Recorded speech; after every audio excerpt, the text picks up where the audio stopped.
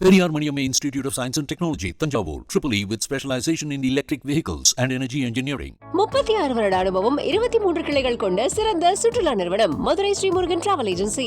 குற்றவியல் நடைமுறை சட்டங்கள் 1860 உருவாக்கப்பட்டது. அது நம்மை அடிமைப்படுத்துவதற்காக உருவாக்கப்பட்டது. ஏற்கனவே இருந்த சட்டங்கள்ல நம்ம லோக்கல் பாஷையில சொன்னதை டிங்கரிங் பண்ணியிருக்காங்க. ஒன்றும் தலைகீழ் மாற்றம் பெயர்ல. இங்கிலீஷ் எல்லாத்துக்கும் ஒரு காமனான ஒரு லாங்குவேஜா இருக்கு இந்தியா பொறுத்த வரைக்கும். யார் சொன்னா உங்களுக்கு காமன் லாங்குவேஜ், எனக்கு காமன் நீங்க சொல்றீங்க?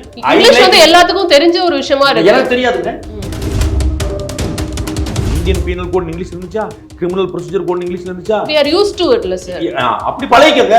ஹிந்தி மட்டும் வெட்டி வைக்க முடியும். உங்கள மாதிரி யூஸ் பண்ணிக்கங்கன்னு சொல்ல மாட்டேன். புரியுங்களா? அப்படி ஹிந்தி பழகிக்கங்க நான் சொல்ல மாட்டேன். யூஸ் டு தமிழ்ன்றேன். எனக்கு புரியவே இல்லை. நீங்க எதிர்க்கிறதுக்கு நீங்க காரணம் தேடுவீங்களா? எதிர்க்கிறதுக்காக காரணம் நான் சொல்றேன். சட்டம் தானே பார்க்கணும். நீங்க உங்களுக்கு வெள்ளக்காரன் என்னை அடிமைப்படுத்தி வச்சிருந்தா என்னை திணிச்ச ஆங்கிலம் எனக்கு ஓகே.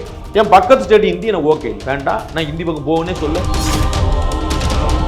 கொலைக்கு நேத்து மரண தண்டனை, இன்னைக்கு 10 வருஷம் தண்டனை வைக்கல. அந்த செக்ஷன் முன்னாடி வேறையா இருந்துச்சு, இன்னைக்கு வேறையா இருக்கு. நேத்து கொலை பண்ணாலும் மரண தண்டனை தான், இன்னைக்கு கொலை பண்ணாலும் மரண தண்டனை. இது ஏற்கனவே இருந்ததா வந்திருக்கு. பேரை மாத்திருக்காங்க, சோரை மாத்திருக்காங்க, கொஞ்சம் மாத்திருக்காங்க. இதுக்கு நீங்க இவ்வளவு கவலைப்பட்டு என்ன ஆச்சுன்னு பாக்குறதுக்கு ஒண்ணும் கிடையாது.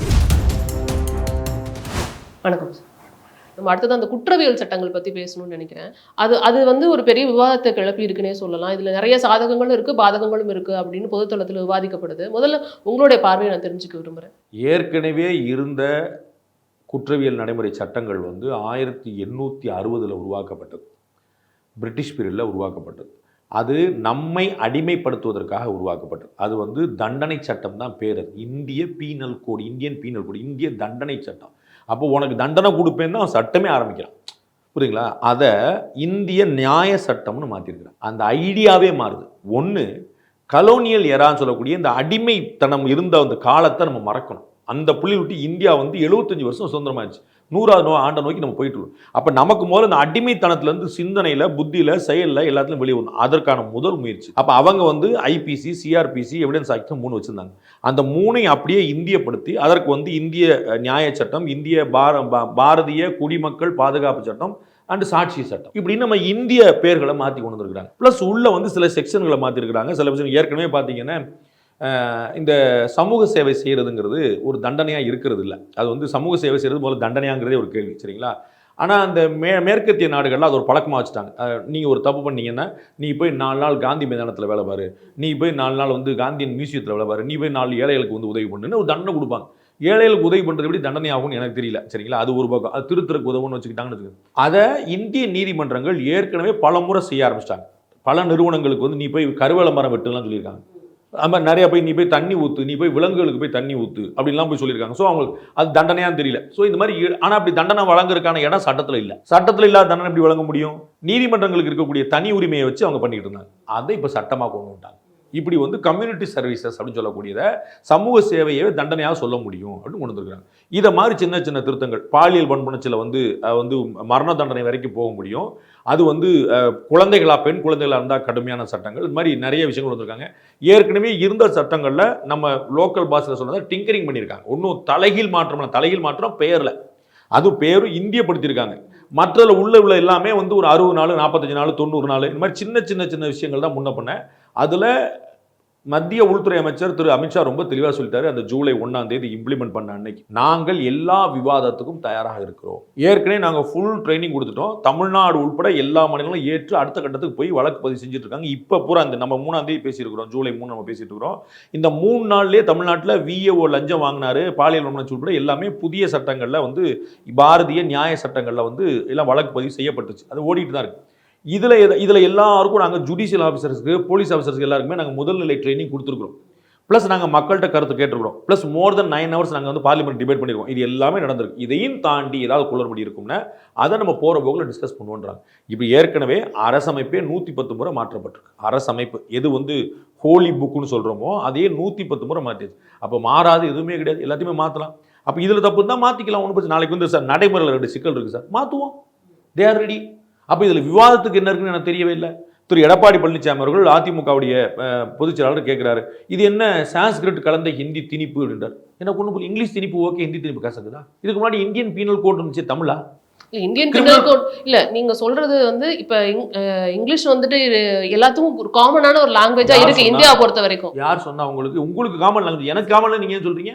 எல்லாத்துக்கும் காமன் லாங்குவேஜ் நீங்க எப்படி சொல்றீங்க? Are you representing me? இல்ல நான் அப்படி எனக்கு காமன் லாங்குவேஜ் சொல்லுங்க, நான் பேசாம இருக்கிறேன். இங்கிலீஷ் வந்து எல்லாத்துக்கும் தெரிஞ்ச ஒரு விஷயமா இருக்கு. எனக்கு தெரியாதுங்க. ஹிந்தி தெரியாதே சார். அப்ப நானும் சொல்லி ஆமா உங்களுக்கு ஹிந்தி தெரிஞ்சுக்க நான் சொன்னேன். நான் என்ன பதில் சொன்னேன் கேட்டீங்களா? நான் ஹிந்தி தெரிஞ்சுக்கன்னு சொன்னேனா? இந்தியன் பீனல் கோட் இங்கிலீஷ்ல இருந்துச்சா? கிரிமினல் ப்ரொசீஜர் கோட் இங்கிலீஷ்ல இருந்துச்சா? we are used to it ல சார். அப்படி பழகிக்கங்க. எவிடன்ஸ் ஆக்ட் இருந்துச்சா? பழகிக்கங்க. அப்ப ஹிந்தியை மட்டும் நம்ம எப்படி வைக்க முடியும்? உங்களை மாதிரி யூஸ் பண்ணிக்கங்கன்னு சொல்ல மாட்டேன், புரியுங்களா? அப்படி ஹிந்தி பழகிக்கங்க நான் சொல்ல மாட்டேன். நான் அதையெல்லாம் எப்படி தமிழ் படுத்தணுமோ, இந்திய தண்டனை சட்டம், குற்றவியல் நடைமுறை சட்டம், சாட்சிய சட்டம் மாத்திரமோ அதே மாதிரி இதையும் தமிழ் படுத்திக்கங்க. நான் தான் சொன்னேனே, பாரதிய நியாய சங்கீதா, பாரதிய நியாய சட்டம், குடிமக்கள் பாதுகாப்பு சட்டம், எவிடன்ஸ் ஆக்ட் அப்படியே இருக்கு, சாட்சி சட்டம், சாட்சி எவிடன்ஸ் ஆக்ட், சாட்சி சட்டம் அப்படி இருக்கு. என்ன மாறிடுச்சு? என்ன பிரச்சனை? தமிழ்ல சொல்லிட்டு போறேன். தமிழ்ல சொல்லக்கூடாது எங்க சொல்லிருக்காங்களா? எனக்கு புரியவே இல்லை. நீங்க எதிர்க்கிறதுக்கு நீங்க காரணம் தேடுவீங்களா? எதிர்க்கிறதுக்காக காரணம் சட்டம் தானே பார்க்கணும். நீங்க உங்களுக்கு வெள்ளக்காரன் என்னை அடிமைப்படுத்தி வச்சிருந்த என்னை திணிச்ச ஆங்கிலம் எனக்கு ஓகே, என் பக்கத்து ஸ்டேட் ஹிந்தி எனக்கு ஓகே இல்லை, வேண்டாம் நான் ஹிந்தி பக்கம் போகனே சொல்ல. ஹிந்தி கத்துக்க நீங்க யூ ஆர் யூஸ் டு சொன்னீங்க, அப்படியே யூஸ் டு ஹிந்தி ஆல்சோ நான் சொல்ல மாட்டேன். யூஸ் டு தமிழ்ன்றேன், தமிழ் பழகுன்ற. பழகிக்கங்க. யார் தடுக்கிறாங்களா? இந்திய தண்டனை சட்டம் தானே சொல்லிட்டு இருந்தீங்க, குற்றவியல் நடைமுறை சட்டம் தான் சொல்லிட்டு இருந்தீங்க, சாட்சி அப்படியே சொல்லுங்க. ஹிந்தியில இருக்காங்கிறது மட்டும்தான் பிரச்சனைங்கிறத பார்த்து எடப்பாடி பழனிசாமி கேட்டாருனால இது வந்து ஆங்கிலேயர் காலத்துல கொண்டு வரப்பட்ட ஒரு சட்டம், அதனால அங்க மாற்றி அமைக்கிறோம் அப்படிங்கிற அந்த வாதம் கரெக்டா நீங்க நினைக்கிறீங்களா? 1973 இது வந்துட்டு அமெண்ட்மெண்ட்ஸ் எல்லாம் வந்துக்குள்ள வரவே இல்லை. அமெண்ட்மெண்ட் டெய்லி வந்துட்டு இருக்குங்க. அமெண்ட்மெண்ட் அதாவது இயற்கைக்கு முரணான பாலியல் உறவு, சரிங்களா? அப்புறம் பிறன்மனை நோக்குதல், இது எல்லாமே நமக்கு வந்து 370 77 மறந்துட்டேன், அது வந்து குற்றமாக இருந்தது, சரிங்களா? வெள்ளக்காரர் காலத்தோடு. இப்போ ஒரு 7 வருஷம் முன்னாடி சுப்ரீம் கோர்ட் அந்த சட்ட பிரிவையே தூக்கி விட்டுருச்சு. இன்னைக்கு பிறன்மனை நோக்குதல் வந்து குற்றம் கிடையாது, அந்த அம்மா சம்மதிச்சா, சரிங்களா? இயற்கைக்கு மாறான பாலியல் உறவு வந்து குற்றம் கிடையாது. இயற்கைக்கு மாறானா அது பல அர்த்தங்கள் வரும், அப்படி ஓரமாடி அதெல்லாம் குற்றமாக நம்ம சட்டத்தில் இருந்துச்சு. எடுத்தே விட்டாங்க அந்த செக்ஷனை, சம் 370 70 எடுத்தே விட்டாங்க. அப்போ ஸோ அமெண்ட்மெண்ட் எப்போனாலும் கொண்டு வரலாமே. நம்ம உங்களுக்கு நீங்கள் பார்க்கலையா, கிட்டத்தட்ட 3000 தொழிற்சட்டங்கள் எடுத்து விட்டுச்சு இந்த கவர்மெண்ட். ப்ரீவியஸ் கவர்மெண்ட் 3000 சட்டங்கள், தொழிற்சட்டங்கள் தேவையில்லாமல் இன்ஸ்பெக்டர் ஆச்சு, அவங்க வருவாங்க, லைசன்ஸ் போவாங்க, நிற்பாங்க, லைட்டு போடு பில் போடு பூரா தூக்கி விட்டுருந்தாங்க. So amendment can happen any time. அதுக்கு மறுக்கிறாங்களா? நான் தான் உங்களுக்கு நீங்கள் கேள்விக்கு முன்னாடி சொன்னேன், திரு அமித்ஷா நாங்கள் தயாராக இருக்கிறோம்னு சொல்கிறாரு. நாங்கள் போக நீதிமன்றங்கள் நாள் சொல்லட்டும், காவல்துறை நாள் சொல்லட்டும், மாநில அரசுகள் நாள் சொல்லட்டும், மத்திய நிறுவனங்கள் நாள் சொல்லட்டும், நம்ம அமெண்ட் பண்ணுவோன்றாரு. நிச்சயமா நிச்சயமா. இப்போ அந்த குழப்பங்கள், இப்போ ஜூலை 1க்கு முன்னாடி நடந்த வழக்குகள் எப்படி விசாரிக்கிறது, ஜூலை 1க்கு அப்புறம் நடந்த வழக்குகள் எப்படி விசாரிக்கிறது, இது போன்ற குழப்பங்கள் மாறாது. எல்லாமே வந்து அந்த அந்த செக்ஷன் நம்பர் தான் மாறுமே தவிர வேற எதுவும் மாறாது. மரணத்துக்கு முந்தானேத்தும் மரண தண்டனை தான், கொலைக்கு இன்னைக்கும் மரண தண்டனை தான். கொலைக்கு வந்து நேத்து மரண தண்டனை, இன்னைக்கு வந்து 10 வருஷம் தண்டனை வைக்கல. அந்த செக்ஷன் முன்னாடி வந்து வேறையா இருந்துச்சு, இன்னைக்கு வேறையா இருக்கு, அவ்வளவுதான். அது ரொம்ப வேற. ஃபார் எக்ஸாம்பிள் வந்துட்டு எல்லாத்துக்கும் தெரிஞ்சது இந்த 420ங்கிற கேஸ், ஃபோர்ஜரி கேஸ். 420ங்கிறது 1ல 316 மாத்திருக்காங்க. இந்த நம்பர்ஸ் தான் சேஞ்ச் பண்ணிருக்காங்க. இந்த நம்பர்ஸ் தான் வந்துட்டு இதை எதுக்கு சேஞ்ச் பண்ணணும் அப்படிங்கறத எல்லாரோட கேள்வி இருக்கு. படிக்கல, அவங்களுக்கு தெரியல. நிறைய பிரிவுகளை தூக்கியாச்சு, நிறைய பிரிவுகளை சேர்த்திருக்கும். எவிடன்ஸ் ஆக்ட்ல மட்டும் 10 நம்ம சேர்ந்திருக்கு, மற்ற ரெண்டுலயுமே குறைஞ்சிருக்கு. நிறைய பிரிவுகளை தூக்கிருக்கோம், நிறைய பிரிவுகளை கிளப் பண்ணிருக்கோம், நிறைய பிரிவுகளை சேர்த்திருக்கோம். காவல்துறைக்கு மட்டுமே வந்துட்டு அதிகார குவிப்பு வந்து போய் சேர்ந்திருக்கு. இந்த எப்ப இல்ல, அவங்களுக்கு எப்ப துப்பாக்கி கொடுத்தோமோ, அவங்களுக்கு எப்ப லத்தி கொடுத்தோமோ, எப்ப அவங்க கையில கத்தி கொடுத்தோமோ, அப்பயே நம்ம அதிகாரம் அவங்களுக்கு கொடுத்தாச்சு. இன்னைக்கு அவங்க கொடுத்துருக்கோம். ராணுவத்திட்டையும் காவல்துறையும் அதிகாரம் என்னைக்கும் இருக்குது. சந்தேகத்தில் கைதுன்னு கேள்விப்பட்டிருக்கீங்களா? நீங்க நியூஸ் படிச்சிருப்பீங்களா? பஸ் ஸ்டாண்டில் சந்தேகத்துக்கிடமாக தெரிந்தார், அவரை காவல்துறையினர் அழைத்து சென்று. சந்தேகத்துக்கிடமாக தெரிஞ்சா பிடிச்சி போறங்கிறது எவ்வளவு பெரிய வயலன்ஸ் தெரியுமா? எவ்வளவு பெரிய வயலேஷன் தெரியுமா? ஒருத்தர் நடமாடும் போது நான் தாடி வச்சிருக்கேங்க, நான் 10 நாள் சாப்பிடலங்க, கையில் கட்டி உட்காந்துன்னா இவன் ஆள் வந்து பயங்கரவாதிமா இருக்கான்னு சொல்லி பிடிச்சி போவீங்களா? அதற்கான அதிகாரம் இருந்துச்சா இல்லையா? Preventive arrest.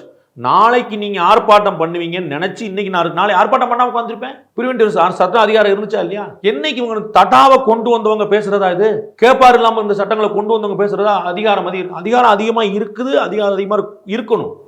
இந்த சட்டத்தை பொறுத்த வரைக்கும் தமிழகமும் 1,00,000 பேருக்கு 100 போலீஸ் கூட கிடையாதுங்க. எப்படிங்க கட்டுப்படுத்த முடியும்? நம்ம ஒரு 5 வயசுல ஒரு போலீஸ் அடிச்சா என்னங்க ஆகும்? போலீஸ் மேல மரியாதை என்னங்க ஆகும்? அதுதானங்க நடந்துகிட்டு இருக்கு இன்னைக்கு. அப்ப அவர்கள் கையில் அதிகாரம் இருந்தா தானங்க சமாளிக்க முடியும். அப்ப போலீஸுக்கு எதுக்கு யூனிஃபார்ம் கொடுக்குறீங்க? அப்ப 1,00,000 பேர், நீங்க ஒட்டுமொத்தமா தமிழ்நாட்டிலே 1,50,000 போலீஸ் தாங்க. 8 கோடி பாப்புலேஷனுங்க, மொத்தமே 1,50,000 போலீஸ். இதுவே பந்தோபஸ்து, இதுவே ஏஆர், இதுவே வந்து ரிசர்வ்டு, இதுவே இப்படி சுத்தி போலீஸ், இது எஸ்பிசி எல்லாமே வச்சிருக்கீங்க, எப்படி பிரயோஜனப்படுவது? அப்ப ஆள் பத்தாது, அதிகாரம் குவிச்சுதான், வேற வழி கிடையாது. தமிழகமும் மேற்கவங்க மட்டும்தான் அதை எதிர்க்கிறாங்க அப்படிங்கிறப்ப இதுக்கான காரணம் என்னவா இருக்கும்? இது வந்து அரசியல் காரணத்துக்காக வந்து இந்த மாதிரி எதிர்ப்பு வருது நீங்க நினைக்கிறீங்களா? இந்த குற்றவியல் சட்டங்களுக்கா தமிழகம் எதிர்த்த மாதிரி நான் அறியல. தமிழ்நாட்டில் வந்து அந்த கேஸ் பதிஞ்சு ஓடிட்டு இருக்கு. நீங்க இல்ல எனக்கு தெரியல. இதுக்கு வந்து எதிர்ப்பு வந்து இருக்கு தமிழகத்திலையும் அந்த மேற்கவங்கத்திலையும் மட்டும்தான் அப்படிங்கிறாங்க. பார்த்துருப்போம். அவர்கள் எதிர்க்கட்சியில் இருப்போம் எதிர்த்தே இருப்பாங்க. அது காங்கிரஸ் அங்கங்க எதிர்த்தே இருப்பாங்க. அது வந்து சும்மா வேலை இல்லாமல் எதுவும் ஒரு பாயிண்ட் சொல்லணுமேங்கிறக்காக இருக்கிறதுக்கு ஒன்றுமே இல்லை. போலீஸ் வந்து வேலை பார்த்துட்டு இருக்காங்க. யார் வேலை பார்க்கணும் அவங்க பார்த்துட்டு இருக்காங்க. நீட்டு மாதிரி தான். அவங்க சம்பந்தமெல்லாம் 4 பேர் பேசிட்டு இருப்பாங்க. சம்பந்தப்பட்டவங்க வேலையை பார்த்துட்டு இருக்காங்க. நீதிமன்றங்களும் காவல்துறையும் தன்னுடைய வேலையை பார்த்துட்டு இருக்காங்க. அவங்க பயிற்சிகள் நடந்துகிட்டு இருக்கு. அவங்க வந்து வழக்குகள் பதிவு பண்ணிட்டு இருக்காங்க. பேட்டி கொடுக்குறாங்க. புதிய சட்டங்களின் அடிப்படையில் நாங்கள் வந்து வழக்கு பதிஞ்சிருக்கோம்னு சொல்லிட்டு இருக்காங்க. அதெல்லாம் அடுத்து கடற்கடன் போயிட்டே இருக்காங்க. நம்பர்கள் தான் மாறி இருக்கிற தவிர வேறு எதுவுமே மாறல. அதான் ஏற்கனவே சொன்னேன். நேற்று கொலை பண்ணாலும் மரண தண்டனை தான். இன்னைக்கு கொலை பண்ணாலும் மரண தண்டனை தான். இன்னைக்கு வந்து 10 ஆண்டு தண்டனையாக குறைக்கல. நம்ம வந்து என்னங்க இப்படி அநியாயமா இருக்குன்னு கேட்குறது. பாலியல் வன்முறைன்னு சொல்ல வந்து மரணம் நடந்தால் அதற்கும் மரண தண்டனை தான். இப்பயும் மரண தண்டனை தான். செக்ஷன்கள் மாற்றப்பட்டிருக்கு. சின்ன 40 நாள் 45 நாள் 60 நாள் 90 நாள் ரிமாண்டு கொடுக்குறது, எக்ஸ்டென்ஷன் கொடுக்குறது, சின்ன விஷயங்கள் முன்ன மாதிரி இருக்கிறத தவிர டிராஸ்டிக்காக வந்து ஐயோ இது வந்து இந்திய வரலாற்றிலே இல்லாத ஒரு விஷயம் பண்ணிட்டாங்கன்னு யார் மேலே இல்லைன்னா பெரிய கொந்தளிப்பு நடந்திருக்கும். நிச்சயமா. இப்போ இதில் இருக்க சாதகங்கள் மட்டும் சில விஷயங்கள் சொல்லலாம் நல்லா இருக்கும்னு நினைக்கிறேன். எனக்கு தெரிஞ்சு ஒரு விஷயம் என்னன்னா சீக்கிரமா வழக்குகள் விசாரிக்கப்பட்டு முடிக்கணும். அந்த நாட்களை வந்து குறைச்சிருக்காங்க அப்படிங்கிற விஷயம் பெரிய சாதகங்கள் இருக்கிறதாவும் நான் கருதலை. அது வந்து போக தான் தெரியும். ஏன்னா வந்து அவங்க தண்டனையை மையப்படுத்தி இல்லாமல் நியாயத்தை மையப்படுத்தி பண்ணியிருக்கோம்னு சொல்லியிருக்கிறாங்க. இது இம்ப்ளிமெண்டேஷனில் தான் இருக்குது கேம். நம்ம ஏற்கனவே மிஸ்யூஸ் ஆகாத சட்டம் எது மேலே நம்ம சொல்லுவோம். அதை மாதிரி வந்து இந்த சட்டம் எப்படி பயன்படுத்தப்படுதுங்கிற பொறுத்து ஐடி ஆக்ட்னு ஒரு ஆக்ட் இருக்குது. Most misused act. அந்த ஆக்டில் என்ன பிரச்சனை? அந்த ஆக்டை இம்ப்ளிமெண்ட் பண்ணுற ஆட்கள்கிட்ட பிரச்சனை. எதுக்கு பயன்படணும்? எனக்கு சௌரியத்துக்கு வந்து எனக்கு பிடிக்கலன்னு பண்ணிடுறது. அப்படி பண்ணிடுறாங்க. அப்போ இந்த ஆக்டில் ப்ராப்ளம் இல்லை. ஸோ இந்த ஆக்டில் எல்லாமே நல்லா தான் இருக்கும். யாருமே ஒருத்தர் சட்டம் உருவாக்கும்போது நல்ல முயற்சி தான் பண்ணுவாங்க. ஒரு கெடுதல் போடணும், எனக்கு ஒரு கெட்ட பேர் வரணும், நான் நரேந்திர மோடி வரா இந்த 3 சட்டம் மட்டும் வந்துச்சுன்னா எனக்கு நிறைய கெட்ட பேர் அப்பா நல்லா இருக்கும் அப்படின்னு பண்ணுவாரா? இதில் நல்ல பேர் வரணும் தான் முயற்சி பண்ணுவார். நான் பயங்கரமாக புரட்சி பண்ணேன், பெரிய சீர்திருத்தம் பண்ணேன், பேர் வரணும் தான் பண்ணுவார். நமக்கு நாளைக்கு ஒரு அம்பேத்கர் மாதிரி, மகாத்மா காந்தி மாதிரி, நேரு மாதிரி ஒரு பேர் வரணும் தான் நினச்சி தான் பண்ணுவார். அதில் என்ன கோலா இருக்குன்னு போக ஐ டோன்ட் சி. நான் வந்து பெரும் மாற்றங்களை பார்க்கலன்னு தான் சொன்னேனே தவிர ஆஹா ஓஹோன்னு சொல்ல ரொம்ப மோசம்னு சொல்லு. இது ஏற்கனவே இருந்ததா வந்திருக்கு. பேரை மாற்றிருக்காங்க, சோரை மாற்றிருக்காங்க, கொஞ்சம் மாற்றிருக்காங்க. இதுக்கு நீங்கள் இவ்வளோ கவலைப்பட்டு என்ன ஆச்சுன்னு பார்க்கறதுக்கு ஒன்றும் கிடையாதுன்னு சொல்லுவாங்க. நிச்சயமா சார். ஸோ நேரத்திற்கு மிக்க நன்றி. உங்களோட நன்றி. Thank you sir. Periyar Maniamma Institute of Science and Technology, Tanjavur, EEE with specialization in electric vehicles and energy engineering. 36 வருட அனுபவம், 23 கிளைகள் கொண்ட சிறந்த சுற்றுலா நிறுவனம் மதுரை ஸ்ரீமுருகன் டிராவல் ஏஜென்சி.